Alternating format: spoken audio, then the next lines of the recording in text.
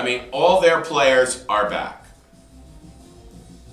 It's been a very disappointing season. Baker Mayfield has regressed. These last couple of years, Baker's been on this magic carpet ride story where he has just played so wonderfully, and then the start of the season he was playing so wonderfully, but now you're seeing a lot of this line I'm looking at. It's similar to a line I've seen often. 18 of 26, 145 yards. That's what I've been seeing a lot of. 18 of 26, 145 yards, 1 touchdown, 1 interception. Bucky Irvin had 19 carries for 71 yards. Egbuka, who was looking like the rookie of the year on offense in the NFC, he's 1 catch for 40 yards. He really cooled off. Evans 5 for 31. Listen, Edwins, Godwin, everybody's back. Yeah, you know, they got all their guys on defense. There's no excuse for the play of the Buccaneers these last 3 weeks. They've been healthy the last 2 weeks, completely healthy, playing teams that they should have defeated, and they've lost. I mean, they were favored over the Panthers. They were favored last week. They're just not getting the job done, and they're blowing their season. Bulls will certainly be fired at the end of this year, because this was definitely well, unless they all of a sudden win their last 2 games, beat Carolina head-to-head, and win the division, they still have a shot, but destiny's not in their hands anymore. The Panthers control their destiny. Bryce Young, as you guys know, I'm no big fan of, but he did play a good game. Nothing spectacular, but he made all the big plays when he had to make them. 21 of 32 for 191 yards, 2 touchdowns, no picks. Dowdle has quieted down a little bit, especially Sunday, 9 carries for 29 yards. So not great. And like I said, the Panthers, they made all the plays when they needed to make them. They made all the plays when they needed to make them. They got the big pick at the end of the game to thwart the last Buccaneer attempt at tying the score. The Bucs were almost in field goal range. Yeah, we're going to try to get back on here. For those of you watching on YouTube, I think you might have lost the feed. Something's going crazy here with the internet in Monroe, Connecticut. We're back. We're back on.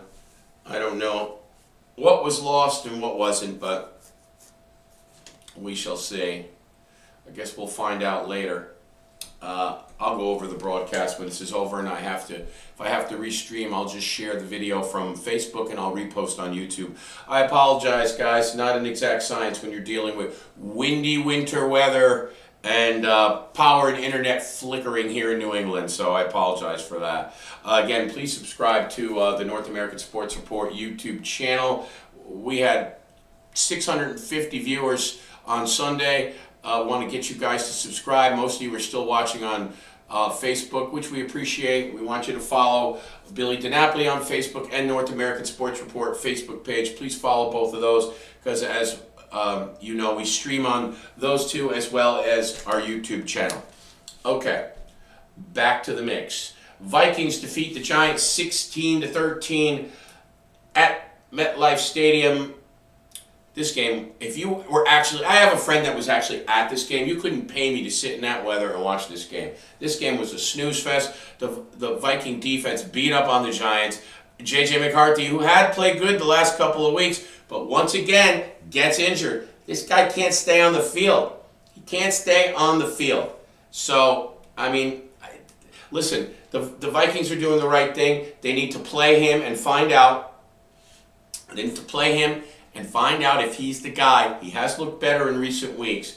16-13, Brosmer had to come in. The Vikings basically just ran the ball and played defense, and they ran the ball well. Listen, they got lucky. JJ had a pick 6. I'm sorry. There was a sack and fumble that was returned for a touchdown, and there was a pick 6. Hold on a second. I think one of them was negated by a penalty, and that is what saved the Vikings bacon. Yeah, JJ had a pick 6 that was negated by a penalty. The Giants did score on a scoop and score fumble. That one did count, and the JJ had a pick 6 that was called back because the Giants were lined up in the neutral zone, offsides. Brosmer Brosmer came in, went 7 for 9, 52 yards, didn't do much. JJ was 9 of 14, 108 and interception, nothing spectacular there. But the Vikings were able to run the ball for 123 yards. Not a lot of offense in this game. But you want to talk about not a lot of offense. Jackson Dart might be regressing. I'm wondering if some of you New York Giant fans are getting a little bit nervous because he's looked pretty awful, like worse than a rookie. As Cam Ward has looked better the last 3 weeks as the season comes to a close for the 3-12 Titans. The Giants may have the lead on the first round, the first pick in the first round of the NFL draft, as they are now 2-13. Vikings improved to 7-8, by the way. And Jackson Dart has been terrible. 7 of 13 for 33 yards and 1 interception. You can't play worse than that. The Giants rushed the ball for 120 yards. The Giants had about 150 yards of offense. It doesn't get any worse than that, Giant fans. Listen, he showed flashes and he looked good in a few successive games. And he's exciting at times, but he's in that blue tent. He's always getting banged up because he don't know how to slide. He don't know when to pick his spots and get out of bounds. And he's taking a lot of hits. And the last couple of weeks, his plays has dropped significantly. It makes me wonder if Giant fans are starting to worry a little bit about Jackson Dart. Now, I heard Colin Cowherd on the Herd today. I will give him credit for this.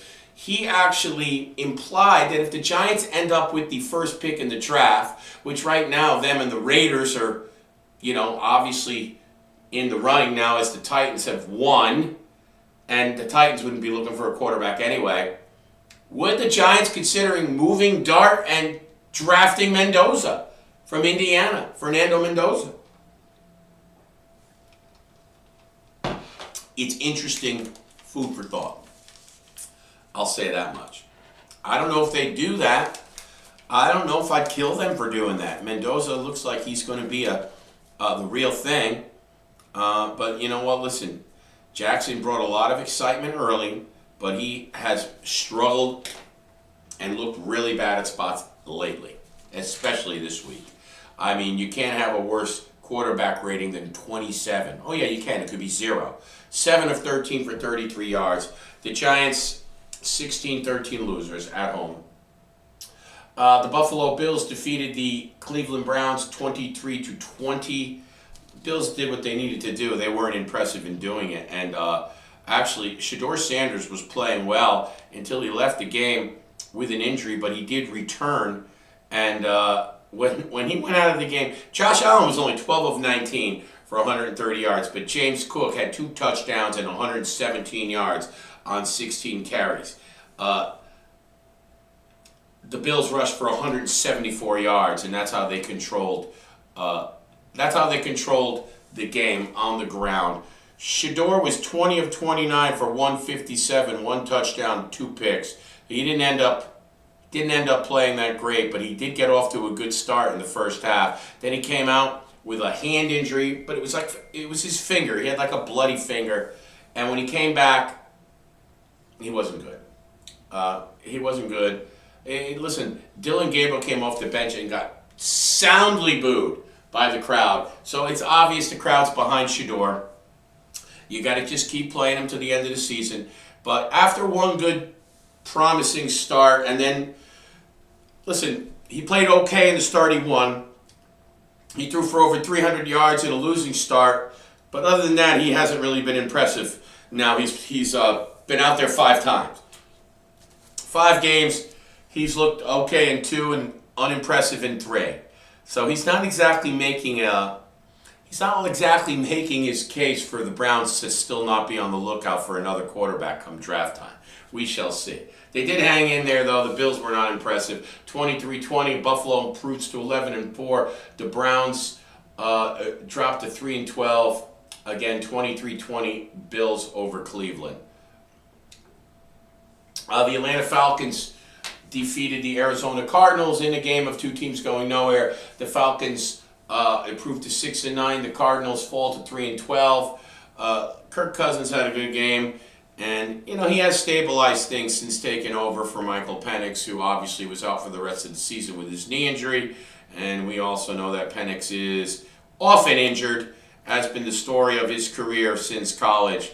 And I don't really know if the Falcons are certain that they have acquired the answer at quarterback. Obviously, Cousins has been playing the last few weeks. He was solid, 21 of 35, 197, 2 touchdowns, 1 pick. You know, the real Bijan returned home 7 carries for 92 yards and a touchdown, and he played well. Bijan Robinson, that is. Brissett was 17 of 31 for 200 and. Oh, give me a second here, kids. I'm reading my teleprompter and got to pull out the readers. Brissett, 17 of 31 for 203 yards, a touchdown, and a pick. Again, Bijan Robinson was pretty much the offensive star here. 7 carries only and 92 yards and a touchdown. 26-19, the Falcons. It was a close game, competitive throughout. 2 teams going nowhere. Nothing that really got me too excited. I did have the Cardinals in a teaser. They were +3, so that won. I also had them straight. I forget who talked me into that one, but still, we're happy with our week. The last 2 weeks, we are 10-6 in the NFL the last 2 weeks, including 5-2 this week. So we're going to try to finish with a winning record in the NFL. The Jacksonville Jaguars in one of the games. This was the marquee game of the day. Well, there was 2. Patriots and Ravens on Sunday night, and the Jaguars and the Broncos. This game, I'm going to tell you, I'm not killing the Denver Broncos for finally losing a game. They won 11 in a row. Bo Nix continues to play better as the season goes on. Bo Nix had a 28 of 47 game for 352 yards, 1 touchdown. He was picked once. But Bo, listen, Bo's looked good. The Broncos only ran the ball for 102 yards. Not terrible, but they've been relying on Nix a little more through the air of late. Cortland Sutton, 6 receptions for 86 yards, and a touchdown, was the high receiver for the Broncos. And they trailed most of the way. The Jaguars really controlled this game. Trevor Lawrence has looked like the guy we thought he was when he was drafted. After a struggling rookie season and an excellent sophomore year, he's kind of falling out of favor amongst the critics in years 3 and 4, waiting for that, that promise that everybody projected for him. Where is he the guy? Is he the franchise guy? That's what he was drafted to be, and people have been waiting to see it. He's been underwhelming at times, but this year he's really picked it up, especially the last 3 to 4 weeks. He was spectacular last week, totaling for 6 touchdowns, 5 in the air and 1 on the ground for 330 yards. And now he's another 3 touchdowns in the air, no turnover, 279 yards, 23 of 36. Just a fantastic freaking day. And I'm going to tell you what, since they got Jacoby Myers in the trade from the Raiders, he has been Lawrence's go-to guy, but they've also discovered Parker Washington. Parker Washington was like a 3 on the Jaguars. Well, now he has emerged to their number 2 guy, but he's got kind of the swag of a number 1 guy. Parker Washington's been hot the last couple weeks. In this game, he went 6 for 145 and a touchdown. Well, let me tell you, I haven't seen anybody move the ball and beat up the Denver Bronco defense all year until today. The Jacksonville Jaguars are for real. They were my pick to win the AFC South. They're proving me smart. They improved to 11-4. The Broncos dropped to 12-3. Their 11-game win streak ends. And listen, the Jags, there's still a bunch of teams vying for that 1 seed. The Chargers, the Jags, the Broncos, the Patriots. There's still 4 teams that could come away with the 1 seed. In other games, the Houston Texans defeated the Las Vegas Raiders. I wasn't sure of it before the game on my Sunday show, but as you saw, Geno Smith did return for the Raiders. The Raiders actually played a spirited game. Genti played well, had the 60-yard reception for the touchdown from Geno Smith. Had some big runs too. Listen, Genti, you cannot judge him on this year. The Las Vegas Raiders have a horrible offensive line. And then they started trading away some talent, such as the aforementioned Myers to the Jaguars earlier in the season. And you didn't know what they were doing. Were they dumping? Were they trying to win? Genti was fantastic in this game.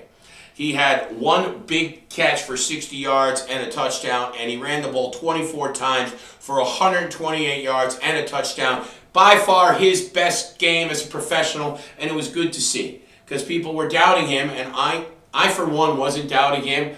He was getting an incomplete for me because he was on such a bad team. So it was good to see. He was the bright spot. Geno Smith, another pedestrian day, 201 yards, 2 touchdowns, 1 pick, 16 of 23, but he didn't really he's not a difference maker. He is who we thought he was and has always been, Geno Smith. Okay, got the Seahawks to the playoffs a couple times, but he's never to me been a number one guy. The Texans, however, in this game, I know the Texans defense is fantastic. I know the Texans defense is fantastic, but their offense has been underwhelming. C.J. Stroud, 23 of 35 for 187 yards, 1 touchdown. Okay, I'm going to say this. I was watching this game. I had the Texans in a teaser, so obviously I'm rooting for them. I don't know if they played down to their competition. Granted, their defense is the number 1 unit in the NFL right now. They improved to 10-5. They just won their 7th game in a row. All great stuff. But their offense struggled to move the ball on the Raiders. I don't know if they took them lightly.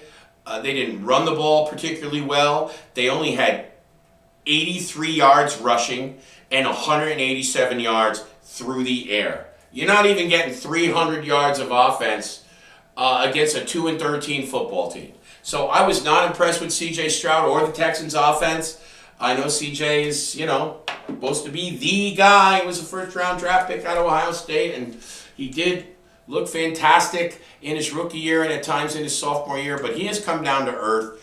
Last year was not a good year for him, and I have not been impressed by him this year either. And they went 3-0 without him. He has not been the number 1 quarterback has not been a most valuable player on the Houston Texans. It's been their defense. And that is the reason why the Texans are 10-5. So the Texans, in an unimpressive fashion at home, defeat the Las Vegas Raiders 23-21. Again, though, Texans still right behind the Jacksonville Jaguars in the AFC South. They improved to 10-5, winning their 7th game in a row. 23-21 over the Las Vegas Raiders. Okay. The Pittsburgh Steelers went into Ford Field and defeated the Lions 29-24. Listen, Aaron Rodgers has played, he has been the elixir for the Steelers. The Steeler offense has always been, it's, the Pittsburgh Steelers are a defensive-minded, defensive-first team. The Pittsburgh offense has always left you wanting for more if you're a Steelers fan, and it has not been an exciting offense. They don't run the ball well. They don't go vertical well. That's been their story over recent years. But they play great defense, and they do just enough on offense for Mike Tomlin to have a winning record for 19 years straight, which hats off to that. That's an amazing accomplishment. And they always seem to find a way to get into the playoffs, and they lose in the first round because they just don't have enough offense. This year, a little bit different. Aaron Rodgers adds some stability to the team. He's had good numbers most of his games. Sometimes they're not jumping off the page at you, but there's a stability, and he seems to have a connection with Metcalf and also Gainwell. Listen, they're even running the ball better. Warner had 143 yards on the ground. They've been searching for a consistent running game for the last couple of years. Rodgers, 27 of 41, 266, 1 touchdown. Very solid game against Detroit. Of course, we had a DK Metcalf incident with a fan in the stands. I'm not really sure. They caught it on TV. He was taunting Metcalf, and Metcalf put his hands on him. We're going to hear more about that. There could be a possible suspension coming for Metcalf. That was the downer of the game for the Steelers, but they did everything they needed to do. They had a nice lead, and then the Lions rallied. The Lions rallied and nearly scored a touchdown on the end that was nullified. They had 2 chances to score a touchdown. They had 2 offensive pass interference calls on them, which killed the drives. Tesla had one of them, and St. Brown had the other. Goff, good numbers. 34, 54, 364, 3 touchdowns, no interceptions. They did not run the ball at all. They had 15 yards of rushing. The lack of offensive balance has been the problem this year, as the Lions have greatly missed Ben Johnson, their former offensive coordinator, who is now the head coach of the Chicago Bears. So they came down the field after trailing. It was 27 to, let me just double check that. The Steelers, I was watching this one. The Steelers were up in this game at one point. It was 29-17. The Lions get a touchdown. They get a stop. They drive down the field again. I believe they had a first and goal from the 7-yard line, and that was followed by a holding, followed by an offensive pass interference. Then they completed another ball to the 7-yard line, and then on the final play, he hit St. Brown at the goal line, and he was held up. Now, they had already thrown a flag for offensive pass interference, which we did not know yet because it took the officials forever to huddle at the end of the game. But Brown, as he's being tackled, he flips the ball back to Goff, who runs in for what at the time you thought was maybe the game-winning touchdown for the Lions. But it was all nullified, and the game ends 29-24. Again, Goff threw 3 touchdowns, and statistically played a great game. But like I said, 2 of those touchdowns came when they were scrambling to come back, and I don't know. I think the Steelers might have thought they had this wrapped up a little sooner than they did. But Goff rallied. He threw a touchdown pass to Gibbs to bring them within the 29-24, and then they came up short at the end. Slot, Gibbs, and Raymond with touchdown receptions for the Lions. Lions lose 29-24, and they are pretty much out of the playoffs. A very disappointing season for the Lions. A lot of these 4th and 1 crazy attempts that Campbell attempts during the year, maybe you think about them now. Things could have gone the other way in 1 or 2 of these games. That would have made the difference. The bloom is off the Campbell Rose a little bit because although the players love him and they play hard for him, and he's a fired up guy and you like that, but some of his decisions calling the games may be coming back to bite him a little bit. They definitely missed Ben Johnson, losing that brain power. I know they lost Aaron Jones too to the Jets. Losing both the coordinators has definitely affected the Lions this year. Definitely. So the Lions are all but eliminated from the playoffs. They would need like a whole bunch of teams to lose 3 games in a row, and or the final 2 games. And that's not going to happen. The Lions are not going to the playoffs. I don't think they were mathematically eliminated, but for all intents and purposes, they're eliminated. Okay, we got 2 others to go over. The Dallas Cowboys and the Los Angeles Chargers. I watched this one. The Cowboys, they went punch for punch in the first half, and the Cowboys, their offense struggled in the second half. Their defense struggled the entire game, never able to get a stop when they need it. Quinn Williams did not play in this game. He was injured. I'm going to tell you what. It seemed like any time the Chargers needed a score, the Cowboy defense was powerless to stop them. Powerless to stop them. I'll give you Justin's numbers. He had a good game. Justin Herbert in this game was 23 of 29. I mean, the ball barely hit the ground. He was 23 of 29, 300 yards, 2 touchdowns, no picks. Oh, and by the way, they also ran the ball for 160 yards. Hampton had 16 carries for 85 yards. Quinn Johnson, 4 catches for 104. They just did whatever they wanted. And, the Cowboys, Prescott's had a great year, 21-30, 244, 2 touchdowns. No picks. They actually put Joe Milton in at the end in the fourth quarter because the game was over. Cowboys did not run the ball well today, which has not been the norm for them against the Chargers' stout defense, and that's what caused them to stagnate offensively in the second half. They could no longer go punch for punch for the Lions with the Chargers. It was 24-17 at the half. I'm sorry, why do I keep saying Lions? The Chargers scored on their first 2 possessions of the second half of the third quarter there, and then they just went into cruise control. They went into cruise control. The Cowboys could do nothing. They chewed up a lot of clock. I think the Chargers actually went easy on Dallas. I think they could beat them worse. Cowboys, once promising. Let me put it this way: the Cowboys have had promising moments in this season where you thought that maybe Schottenheimer was a really great hire, and we know their offense is very good. We know their defense was very bad, but after they got a couple of young defensive backs, including Ravel back from injury, and they got Overshown back from injury, and they got Quinn Williams and Kenny Clark in the trades. You started to think that their defense was maybe turning a corner. I think a lot of that was their defense was just playing some shitty teams. And although it was slightly improved, their secondary is still very porous, terrible. And then you take Williams out of the lineup, they can't stop the run. They looked awful yesterday. A very disappointing season for the Cowboys. I don't know if the Cowboys will win another game. Oh, they will, because they're playing the Giants. But I'm sorry, Giant fans.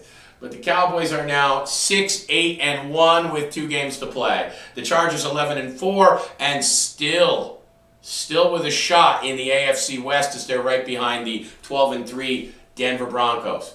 Last but not least, in another one of the marquee games of the day, the Patriots and Drake May played the Baltimore Ravens. And it wasn't looking good early as the Ravens were moving the ball at will.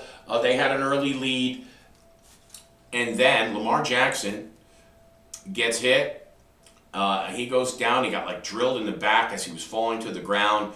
And he had to leave the game. Now, Tyler Huntley is not a bad backup quarterback. And he did not play bad in this game. Because even without Lamar Jackson, the Ravens had a 24-13 lead in the fourth quarter. So this really wasn't, even though the Patriots knocked Jackson out of the game, this was not on Tyler Huntley. They didn't lose this game because Lamar Jackson was out of the game, as you would think that would happen. Because Huntley came in and he was 9-10 for 75 yards, and you had Derrick Henry running 18 times for 128 yards. I mean, not a great offensive performance, but they did have over 300 yards. They did have a 24-13 lead in the fourth quarter. And then the Patriots and Drake May come roaring back. Drake made 31 of 44, 380 yards, 2 touchdowns, 1 pick. Stevenson, who replaced Henderson, who got hurt in the game. I don't think it was serious, but he had to leave the game. Stevenson had 8 carries for 51 yards. May added 25 yards. The Patriots had 100 yards rushing, 380 yards passing, 480 yards of offense. Stephon Diggs was crucial in the comeback. 9 catches for 138 yards. Kyron Williams caught a touchdown. Hunter Henry also had a big touchdown late, the tight end. And listen, big fourth quarter for the Patriots and a big win on the road, coming off a disappointing loss. A good way for the young team to bounce back from blowing that 24-7 second half lead against the Bills last week. And it's all still there for the Patriots. The Patriots improved to 12-3.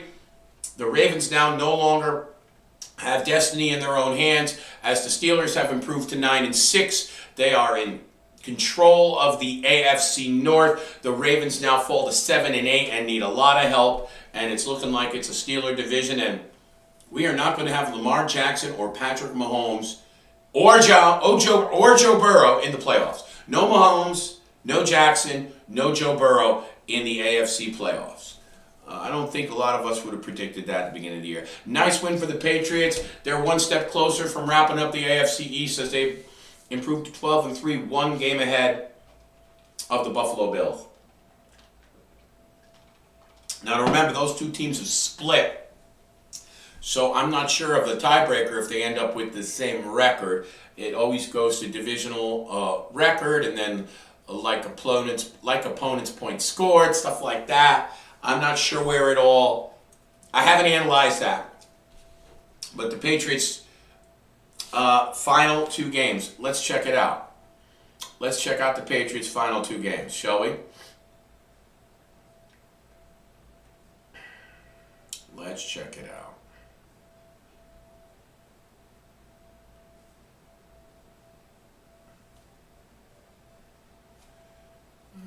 What the heck here?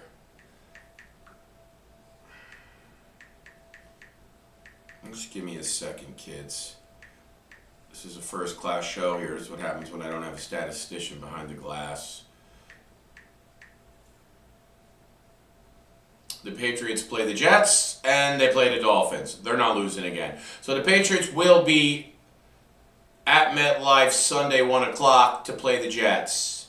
And then they finish home against the Dolphins. The Patriots aren't losing again. They're going 14-3. You heard it here first. I don't even need to give you the Bills schedule because it's not going to matter. Bills are going to be on the road. They're going to be a wild card. All right, let's get to tonight's game before we get out of here. Actually, you know what? We have a lot to cover today. Let's do the NFL first. We'll finish off with our game tonight. As I said before, the Niners kicking off in just about 45 minutes. The 49ers are at Indianapolis. The 10-4 Niners, who are still even in the running for the division champion, the West. The Seahawks are ahead right now, and the Rams are right behind them. So I'm going to tell you this: I wouldn't want to play the Niners in the playoffs.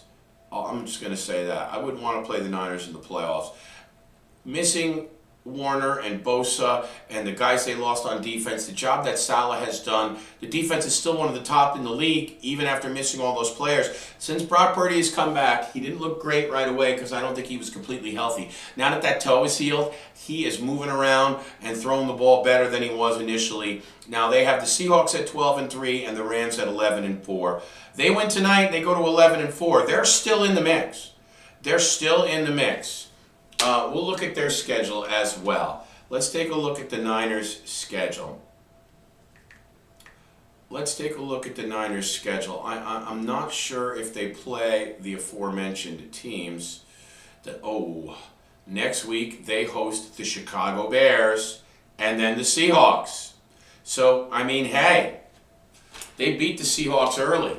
So, yeah, it's all still there for the 49ers. It's all still there for the 49ers. I'm going to say this. I like the Niners tonight. I am going to pick the Niners minus the 4.5. We're going to throw that out there. You know what, actually? I'm going to take the Niners straight tonight minus 4.5. We're taking the Niners straight. Yeah, that's it. I was going to maybe tease some action here. Yeah, you know what? We're going to also tease the Niners from minus 4.5 to plus 1.5. And we're going to tease under 52.5. We're going to tease the over-under from 46.5 to 52.5. And we are going to take under 52.5 in a two-team teaser. Niners plus 1.5 and under 52.5 in a two-team teaser, and the Niners straight. Going out on a limb. I usually like to only pick 5 games a week, but since I've been chasing my win-loss total, now you should never do that with money, boys and girls. Never chase your money. That's not the way to gamble, but when you're wagering for the info and the fun here, and I'm trying to get back to a win-loss record, I'm not costing myself anything.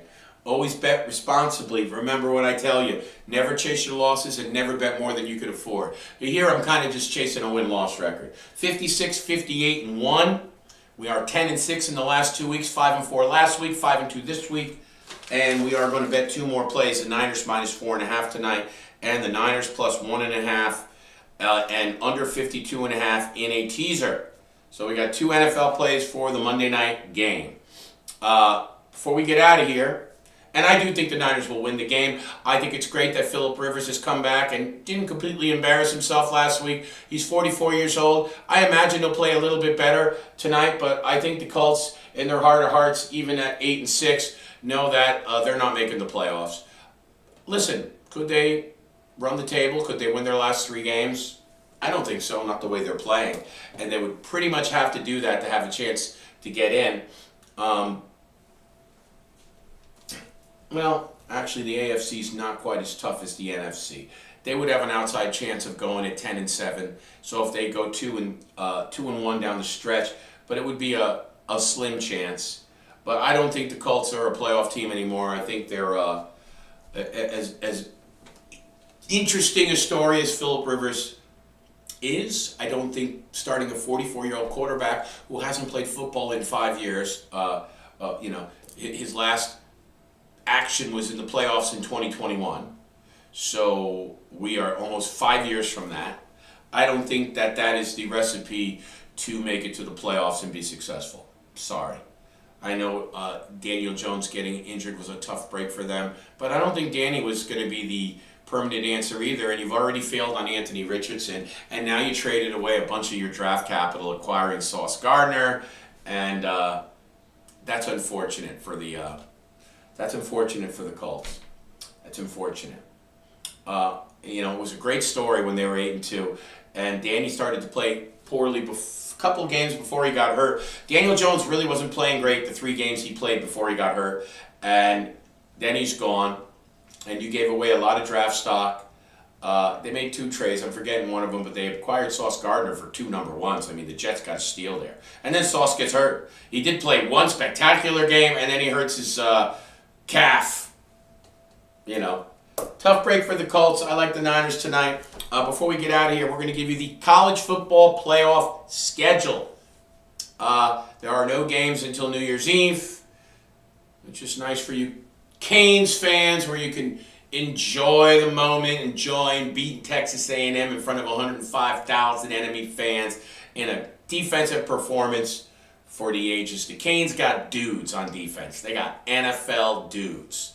Especially on that defensive line with Keem Mesidor and Ruben Bain and the like. But the schedule, the Cotton Bowl, where Miami will play Ohio State.